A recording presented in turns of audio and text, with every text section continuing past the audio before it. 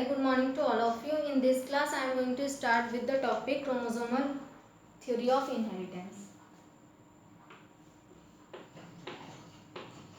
Chromosomal theory of inheritance. What is chromosomal theory of inheritance? तो सबसे पहले एक क्विक रिवीजन कर लेते हैं, then we proceed to this topic. तो इन प्रीवियस क्लास हमने क्या देखा था, मेंडल के एक्सपेरिमेंट और इनहेरिटेंस ऑफ वन जीन और 2 जीन. मेंडल ने इनहेरिटेंस एक जीन के इनहेरिटेंस के लिए कौन सा एक्सपेरिमेंट किया, वो था मोनोहाइब्रिड क्रॉस. देन 2 जीन के लिए डाईहाइब्रिड क्रॉस इन्होंने कंडक्ट किया था. और इन्होंने दोनों एक्सपेरिमेंट को कंक्लूड करके जो लॉ दिए थे वो थे law of dominance, law of segregation and law of independent assortment dihybrid cross के लिए मेनली. तो ये डिफरेंट लॉ दिए थे. देन इन्होंने बताया कि कैसे एक कैरेक्टर का दूसरे जनरेशन में और एक जनरेशन से अदर जनरेशन में ट्रांसफ़र हो रहा है एक कैरेक्टर का, और 2 कैरेक्टर सिमिलरली 2 कैरेक्टर के साथ भी उन्होंने एक्सपेरिमेंट किया. लेकिन उस समय जब इन्होंने एक्सपेरिमेंट किया और उस समय इन्होंने अपना डेटा जो था मैथमेटिकल डेटा प्रोवाइड किया था इन बायोलॉजिकल फील्ड, जो एक न्यू अप्रोच था और नई चीज़ की गई थी in the field of biology. लेकिन उस समय मैथमेटिकल डेटा जनरली यूज़ नहीं किया जाता था फील्ड की बायोलॉजी की फील्ड में. देन इन्होंने जो अपना डेटा पब्लिश किया था इन 1865 में, तो जो उस समय प्रॉपर कम्युनिकेशन की वजह से नहीं ना होने की वजह से इनका जो एक्सपेरिमेंट था 1900 तक इनका एक्सपेरिमेंट एज सच दबा रह गया, किसी ने उसे इतना नोटिस नहीं किया. देन इसके रीज़न क्या थे, क्योंकि वहाँ पे उस समय प्रॉपर कम्युनिकेशन नहीं थी और जो इन्होंने फैक्टर जो वर्ड यूज़ किया था उसका कोई फिजिकल प्रूफ नहीं था कि ये फैक्टर एक्चुअली में है क्या, जो आज किस ना प्रेजेंट डे में उन्हें उसे जीन कहा जाता है. तो ये सब रीज़न होने की वजह से साथ में ये एक रीज़न था, मेन रीज़न, कि जो इन्होंने मैथमेटिकल डेटा यूज़ किया था और एनालिटिकल डेटा यूज़ किया था बायोलॉजी के फील्ड में, ये डिफरेंट साइंटिस्ट ने इसे एक्सेप्ट नहीं किया, ये अदर साइंटिस्ट के लिए एक्सेप्टेबल नहीं था. तो ये डिफरेंट रीज़न थे. इस वजह से जो मेंडल का एक्सपेरिमेंट था वो 1900 तक एज सच रह गया. इसके रीज़न क्या थे, सबसे पहले इन्होंने जो अपना इनहेरिटेंस, लॉ ऑफ इनहेरिटेंस जो पब्लिश किया था, ये इन्होंने इन 1865 में पब्लिश किया था.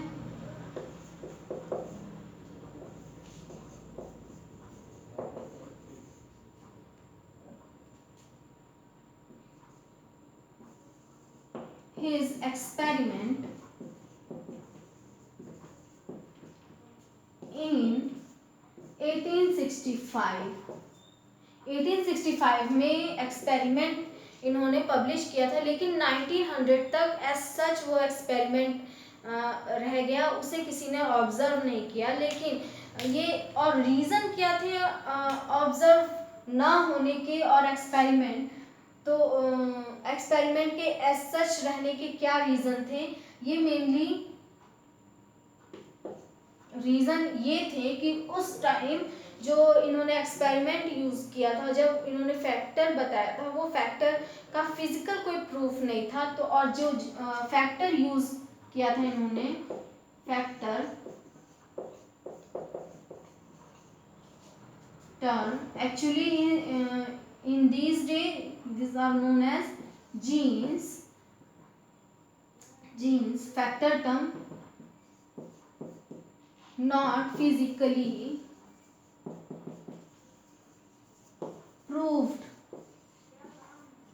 by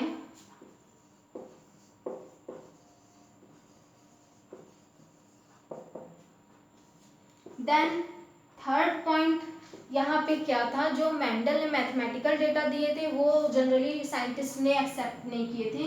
तो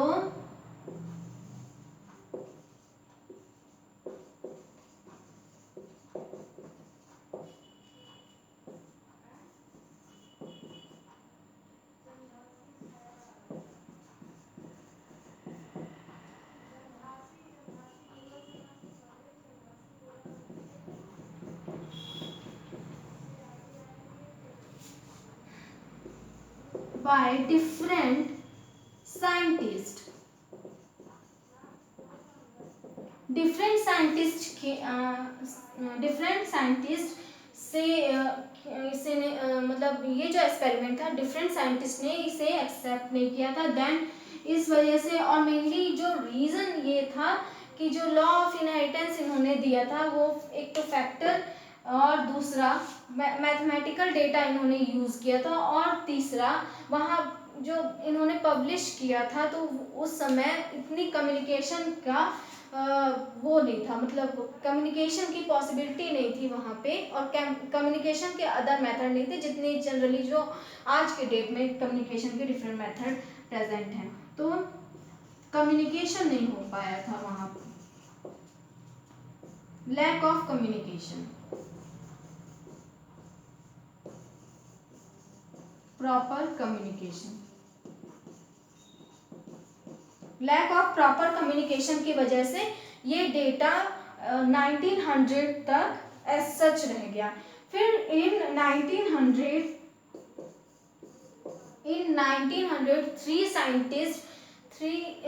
तीन साइंटिस्ट थे, इन्होंने इंडिपेंडेंटली इस इनहेरिटेंस पे वर्क किया। मेंडल के लॉ ऑफ इनहेरिटेंस को फिर से डिस्कवर किया, और इन्होंने बताया कि मैं जो एक्चुअली में हम अभी कर रहे हैं, जिस पर डिस्कवरी हम अभी कर रहे हैं वो 1865 में पहले ही डिस्कवरी हो चुकी है और मेंडल ने इसे किया है। तो जो तीन साइंटिस्ट थे वो थे Correns, de Vries in 1900, Correns, de Vries and von शेरमार्क।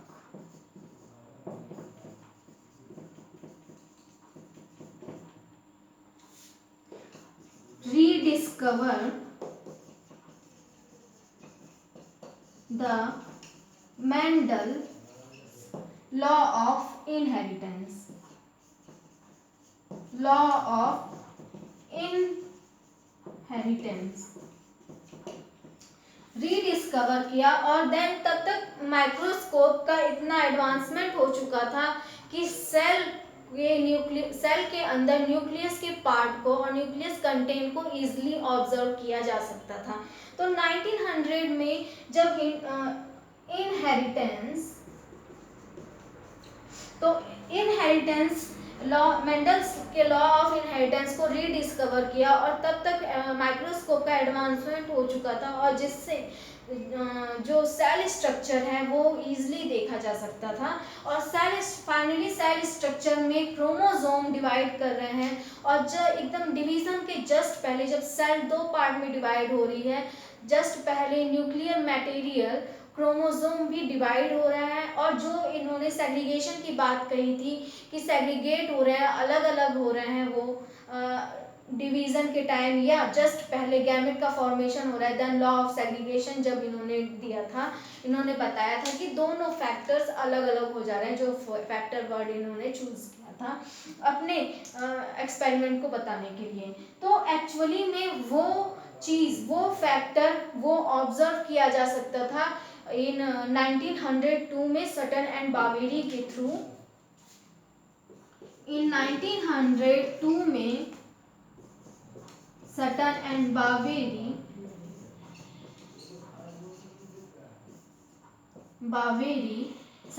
बावेरी ने क्या किया कि वापस से इन क्रोमोसोमल जो थ्योरी है वो दिया। और क्रोमोसोमल थ्योरी इसीलिए क्रोमोसोमल थ्योरी ऑफ इनहेरिटेंस कहा जाता है। जो फैक्टर यहाँ पे लैक था कि फैक्टर एक्चुअली में है क्या, ये किस फैक्टर की बात कर रहे हैं। तो जो सेग्रीगेट हो रहे थे वो एक्चुअली में सटन एंड बावेरी ने बताया जो फैक्टर है वो जीन है, और ये जीन क्रोमोसोम पे प्रेजेंट है, और मियोसिस के टाइम यही क्रोमोसोम अलग अलग हो रहे हैं, सेग्रीगेट हो रहे हैं, एक दूसरे से सेग्रीगेट होके एक न्यू न्यूक्लियस का फॉर्मेशन हो रहा है, और फिर नए सेल का फॉर्मेशन हो रहा है। देन गैमेट, इन सेल को क्या बोला जा रहा है, गैमेट बोला जा रहा है। तो एक्चुअली में जो कलर्ड बॉडी है, इन 1900 सटन एंड बावेरी ने क्या किया कि माइक्रोस्कोप की हेल्प से क्रोमोसोम को ऑब्जर्व किया और बताया कि कलर्ड बॉडी, ये कलर्ड बॉडी है, colored bodies which are present in cytoplasm, which are present in cytoplasm, which are present, और जस्ट सेल डिवीजन मतलब कि जब एक सेल दो सेल का फॉर्मेशन हो रहा है तब यही जो क्रोमोसोम है और कलर्ड बॉडीज हैं ये भी सेग्रीगेट हो रहे हैं और ये दोनों सेल्स में सेग्रीगेट होके अलग अलग जा रहे हैं। तो जो फैक्टर मेंडल ने चूज किया था वर्ड और जो सेग्रीगेट हो रहे थे वो एक्चुअली में क्रोमोसोम थे और क्रोमोसोम पे वो यही जीन्स थे, जीन्स जिसके लिए जो कैरेक्टर के लिए रिस्पॉन्सिबल, डिफरेंट कैरेक्टर के लिए रिस्पॉन्सिबल थे। तो सटन एंड बावेरी के डिस्कवरी से ये पता चल गया था। नाउ इसके बाद टी.एच. मॉर्गन इन्होंने ड्रोसोफिला मेलानोगास्टर पे बहुत सारे एक्सपेरिमेंट किए और ड्रोसोफिला मेलानोगास्टर पे एक्सपेरिमेंट करके ये बताया कि एक्चुअली में ये जीन्स कैसे प्रेजेंट होंगे तब ये सेग्रीगेट हो पाएंगे, अदरवाइज सेग्रीगेट नहीं हो पाएंगे। अगर सेग्रीगेट होते हैं तो दैट मीन्स कि एक रिकॉम्बिनेशन इन्हें मिलता है और क्रॉस कराते हैं या हाइब्रिडाइज कराते हैं तो एक रिकॉम्बिनेशन मिलता है, अदरवाइज रिकॉम्बिनेशन नहीं मिलता है। तो यहाँ से इस एक्सपेरिमेंट के through chromosomal theory of inheritance दिया गया by Correns, de Vries and von Tschermak. इसके और देन सटन एंड बावेरी ने बताया कि फैक्टर एक्चुअली में क्रोमोसोम पे प्रेजेंट जीन ही है जो जस्ट सेल डिवीजन से पहले वो अलग अलग हो जा रहे हैं, देन इसके बाद साइटोकाइनेसिस हो रहा है। तो इसे आज की प्रेजेंट डेट में क्या बोला जाता है, karyokinesis, that is nuclear division. और न्यूक्लियर डिवीजन में यही क्रोमोसोम डिवाइड करते हैं ना। एक बार एक क्विक रिवीजन देख लेते हैं मियोसिस प्रोसेस। मियोसिस प्रोसेस में कितनी पॉसिबिलिटी हो सकती है रिकॉम्बिनेशन बनने के और ये मेंडेलियन कैरेक्टर्स के दिखने के। तो मेंडेलियन लॉ ऑफ इनहेरिटेंस जो मेंडल ने दिया था उसको सटन एंड बावेरी ने कैसे बताया, कलर्ड बॉडी है और वो क्रोमोसोम एक्चुअली में वही क्रोमोसोम है, कलर्ड बॉडी, और क्रोमोसोम की डिस्कवरी यहाँ पे हुई ना। अब सेल में ये मियोसिस के टाइम कैसे सेग्रीगेट हो रहे हैं तो एक बार रिकॉल कर ले रहे हैं कि कैसे डिवीजन हो रहा है। तो मियोसिस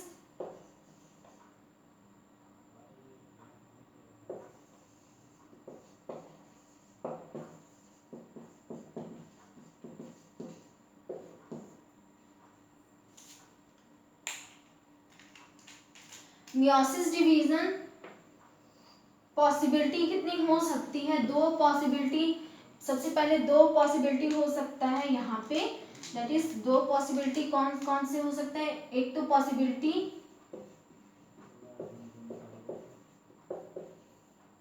फर्स्ट एंड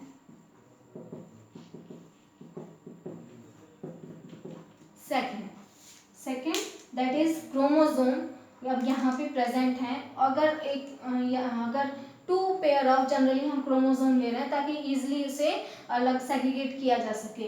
अब यहाँ पे सेल डिवीजन से पहले क्रोमोसोम प्रेजेंट है तो सिंपली जो प्रोफेज फर्स्ट है, then anaphase first second, anaphase first, then telophase first, then इसके prophase, metaphase, anaphase and telophase first, then इसके बाद सेकंड कैरिड आउट होता है। तो यहाँ पे मियोसिस में 2 डिवीजन, रिडक्शन डिवीजन है और 2 डिवीजन है।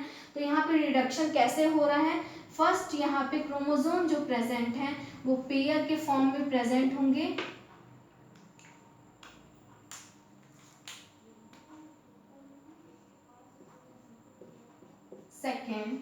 Second pair, first pair and second pair, first second pair. Now अभी मतलब एक क्विक रिवीजन कर ले रहे हैं। तो यहाँ पे प्रोफेज फर्स्ट में जितनी स्टेजेस होते हैं उनको स्किप कर देते हैं, सिर्फ एक जनरली सेग्रीगेशन देखते हैं। प्रोफेज फर्स्ट में यहाँ पे फर्स्ट है, तो फर्स्ट में जब अलाइंड हो जाएंगे, पेयरिंग जाइगोटीन में जनरली अलाइनमेंट होता है, तो दोनों पेयरिंग हो जाएगी। अब पेयरिंग के बाद यहाँ पे जब सेल मेटाफेज फर्स्ट में जाएंगे तो क्या होगा, मेटाफेज फर्स्ट में अब अलाइनमेंट हो जाएगा। यहाँ पे सेल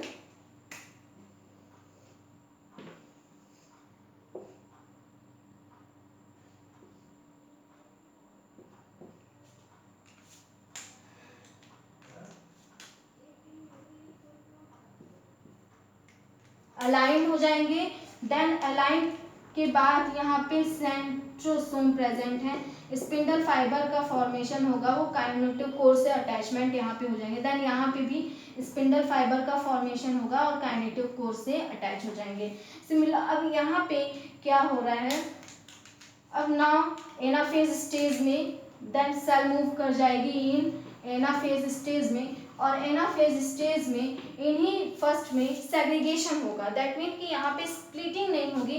माइटोसिस डिवीजन में क्या होता है कि सेंट्रोमियर से एक ही क्रोमोसोम से स्प्लिटिंग होती है, जिसकी वजह से दो क्रोमोसोम का फॉर्मेशन होता है, लेकिन यहाँ पे स्प्लिटिंग नहीं होगी। यहाँ पे दोनों ही क्रोमोसोम अलग अलग हो जाएंगे। ये स्प्लिटिंग की प्रोसेस मियोसिस सेकंड में होगा। तो यहाँ पे क्या होगा कि जब ये सेल है देन सेग्रीगेट हो गए दोनों ही क्रोमोसोम। सिमिलरली यहाँ पे भी सेग्रीगेशन होगा क्रोमोसोम का।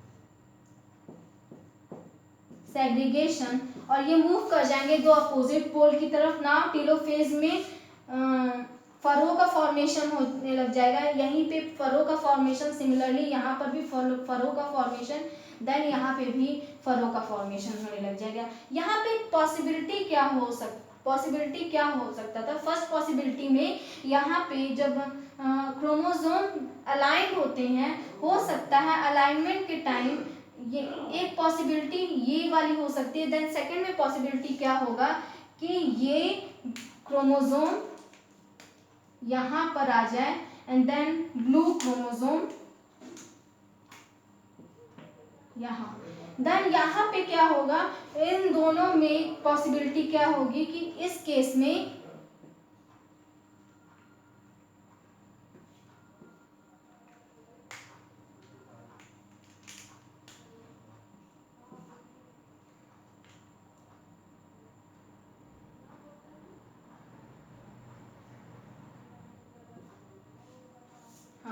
तो ये पॉसिबिलिटी हो सकता है कि क्रोमोसोम अलाइनमेंट दूसरे तरीके से हो। पहला तो यहाँ पे दोनों क्रोमोसोम सिमिलर एक जैसे हों, और सेकंड में जो क्रोमोसोम है, सेकंड पॉसिबिलिटी क्या होगी कि क्रोमोसोम जब अलाइन हो रहे हैं या पेयरिंग हो रही हो तो ये क्रोमोसोम शिफ्ट होकर दूसरे साइड पे आ जाएं। लेकिन जब क्या होगा, मेटाफेज फर्स्ट में जब अलाइनमेंट होगा यहाँ पे और जब सेग्रीगेशन होगा तो फिर से वही प्रोसेस होगा, और सेग्रीगेशन के बाद जो गैमेट का फॉर्मेशन होगा तो वो इस तरीके से कुछ सिमिलरली टाइप में यहाँ पे गैमेट का फॉर्मेशन होगा। बस क्रोमोसोम क्या होंगे, बस थोड़े से चेंज हो जाएंगे। लेकिन अगर क्रोमोसोम यहाँ पे कैसे हैं, यहाँ पे क्रोमोसोम का अलाइनमेंट के बेस पे पॉसिबिलिटी सेकंड बताया गया है।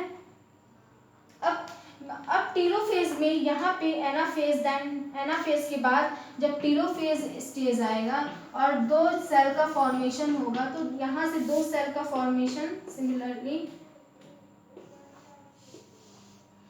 यहाँ पर भी दो सेल का फॉर्मेशन होगा।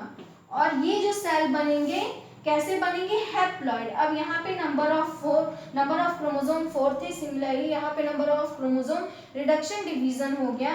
दैट इज के दो क्रोमोसोम सेपरेट होके जो अलाइंड हुए थे, यहाँ पे सेपरेशन हुआ, देन अलग अलग इस अपोजिट पोल पर आ गए। देन जो न्यूक्लियस है वो डिवाइड करती है।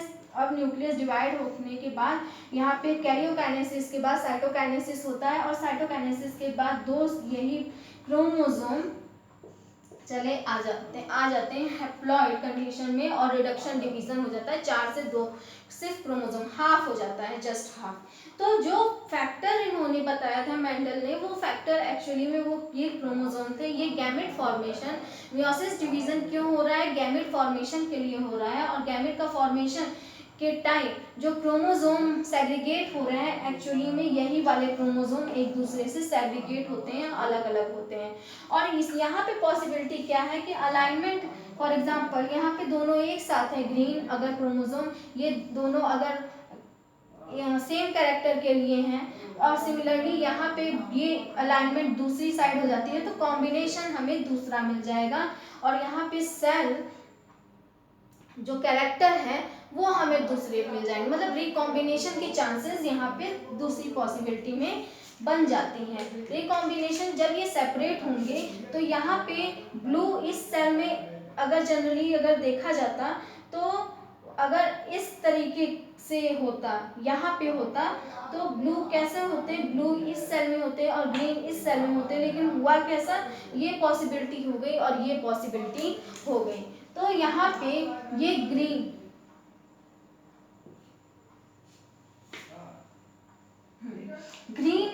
हो सकता है। सेकंड पॉसिबिलिटी यहाँ पे क्या है, ग्रीन वन सेल में हो और ब्लू वन सेल में हो। दैट मीन्स कि सिर्फ एक कैरेक्टर को बता रहा है, मतलब जो कैपिटल टी और स्मॉल टी थे, ये एक्चुअली में फैक्टर जो मेंडल ने बताया था फैक्टर थे, और अभी के प्रेजेंट डे में ये एलील हैं। यही क्या करें, सेग्रीगेट हो रहे हैं, टी एक में चले जा रहे हैं, एक सेल में चले जा रहे हैं, और स्मॉल टी दूसरे सेल में चले जा रहे हैं। तो जिसमें स्मॉल टी है वो gamete, then capital T gamete. Now अब फ्यूज ये जिससे करेंगे, हो सकता है स्मॉल टी से फ्यूज करें पॉसिबिलिटी, और कैपिटल टी से पॉसिबिलिटी हो सकती है। देन इस पे डिपेंड करेगा कि ये प्लांट कौन सा बन रहा है। सिमिलरली यहाँ पर भी अगर क्रोमोसोम सेग्रीगेट कर रहे हैं और इस सेग्रीगेशन से पॉसिबिलिटी बन सकती है, हो सकता है कि ग्रीन एक मतलब ग्रीन दैट मीन्स कि एक कैरेक्टर के लिए जो है वो वन साइड हो जाए, और सेकंड कैरेक्टर के लिए वो अलाइनमेंट के बेस पे वो किस तरीके से अलाइंड हो रहे हैं सेल में। नाउ इस रिकॉम्बिनेशन के बेस पे जो सेकंड लॉ आया और सेकंड डिस्कवरी आई, वो क्या था, लिंकेज एंड रिकॉम्बिनेशन। ये रिकॉम्बिनेशन एक्चुअली में बन कैसे रहे हैं और किस पे ये डिपेंड है। तो topic is recombination.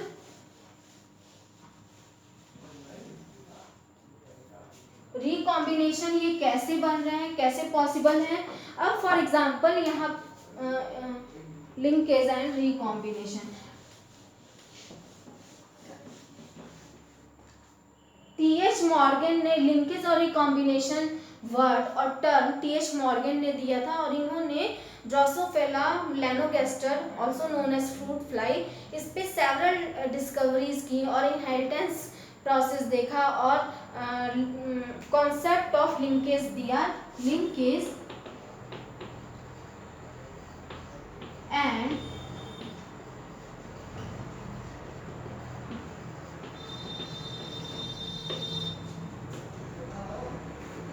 recombination given by T.H. Morgan. T.H. Morgan, और जो इन्होंने डिस्कवरी की थी वो ड्रोसोफिला मेलानोगास्टर पे।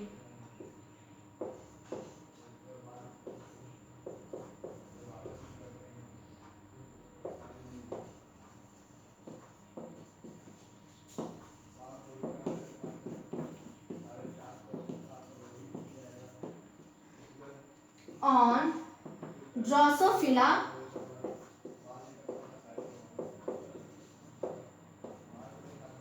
Drosophila melanogaster।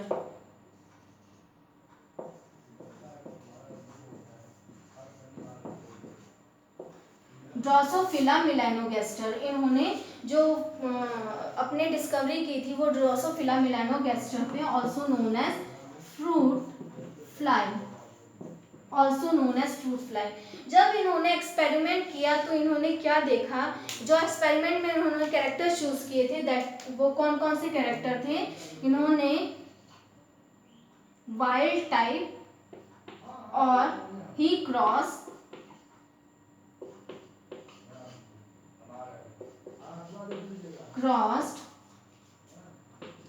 yellow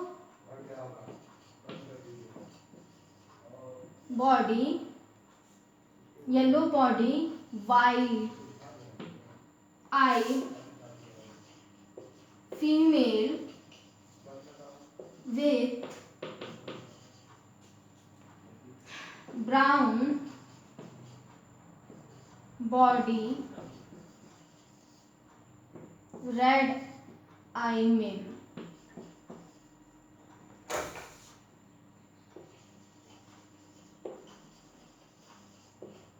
red eye male. और जब इन्होंने एक्सपेरिमेंट किया तो इन्हें जो रिजल्ट मिले वो कैसे थे? ऑल ऑर्गेनिज्म और ऑल ड्रोसोफिला और जो मैक्सिमम नंबर ऑफ ड्रोसोफिला थे, maximum number of Drosophila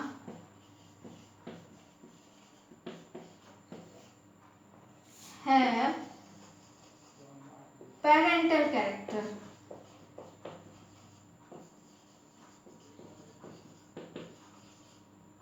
parental characters और रिकॉम्बिनेशन जो था वो बहुत मिनिमम क्वांटिटी में मिला। रिकॉम्बिनेशन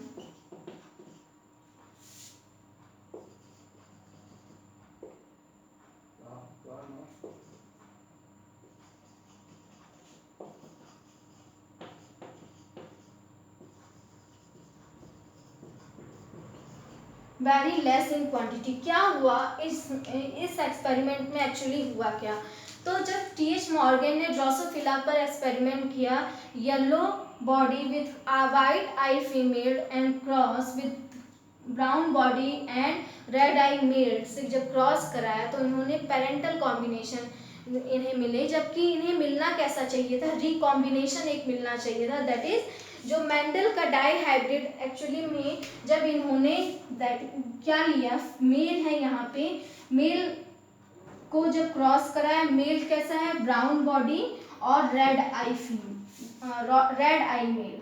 तो यहाँ पे ब्राउन बॉडी और red eye male. Then cross with female, female कैसी है? येलो बॉडी और वाइट आई। सिंबल ले लेते हैं यहाँ पे। और जब इन्होंने क्रॉस कराया तो यहाँ पे दो कैरेक्टर हैं, दैट इज बॉडी और eye colour, body colour and Y colour, eye colour. तो जो डाई हाइब्रिड क्रॉस का रिजल्ट था मेंडल का वो ये था कि 9:3:3:1 के रेशियो में इन्हें कैरेक्टर मिलेंगे, जिसमें से 9 कैसे होंगे? पेरेंटल कैरेक्टर, और 1 भी पेरेंटल कैरेक्टर होगा, रिसेसिव पेरेंटल कैरेक्टर, और 3 रिकॉम्बिनेशन।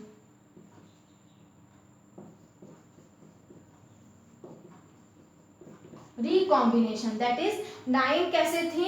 येलो राउंड और 3 yellow wrinkled and 3 green and round, green round और ग्रीन रिंकल्ड। मेंडेलियन कैरेक्टर ये कैसे थे? मेंडेलियन कैरेक्टर, ये सभी मेंडेलियन कैरेक्टर थे। तो जिसमें से येलो रिंकल्ड और ग्रीन रिंकल्ड ये कैसे कैरेक्टर थे? ये रिकॉम्बिनेंट कैरेक्टर थे, पेरेंटल कैरेक्टर नहीं थे, रिकॉम्बिनेंट कैरेक्टर थे। ये पॉसिबिलिटी कैसे हुई? क्योंकि इन्होंने जो चूज किए थे कैरेक्टर, एक शेप था और दूसरा कलर, सीड का shape, and second is seed colour that is round and yellow, और जहां पे राउंड और येलो डोमिनेंट है ना। इस केस में क्या हुआ कि जो कैरेक्टर इन्होंने चूज किए टीएच मॉर्गन ने,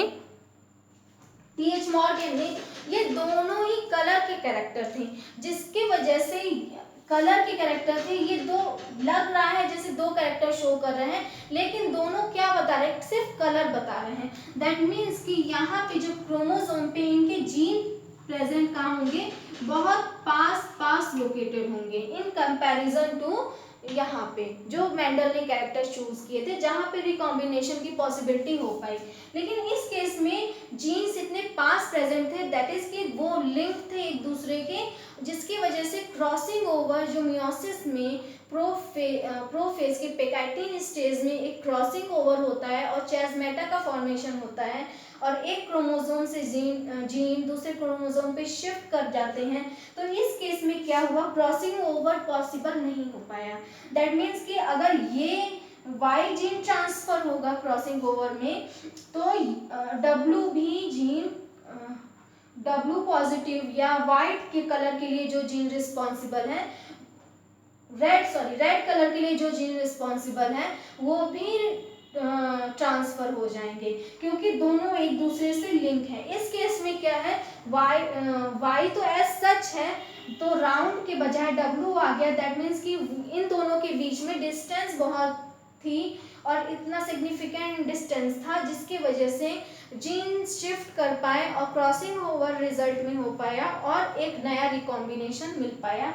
इस केस में क्या हुआ कि यहाँ पे दोनों जीन, यहाँ जो कलर को इंडिकेट कर रहे हैं वो यहाँ पे एक सीड शेप को इंडिकेट कर रहा है तो दूसरा कलर को इंडिकेट, लेकिन यहाँ पे दोनों ही जीन बॉडी कलर और आई कलर को डिनोट कर रहे हैं। तो यहाँ पे क्या हुआ, दोनों जीन बहुत पास प्रेजेंट है और जब क्रॉसिंग ओवर में ये पॉसिबिलिटी ही नहीं हो पाई, मतलब बहुत कम पॉसिबिलिटी है, रेयर पॉसिबिलिटी है कि दोनों जीन एक दूसरे से अलग हो पाए और इसी को क्या बोला टीएच मॉर्गन में लिंकेज का क्या रिजल्ट मिला, 75%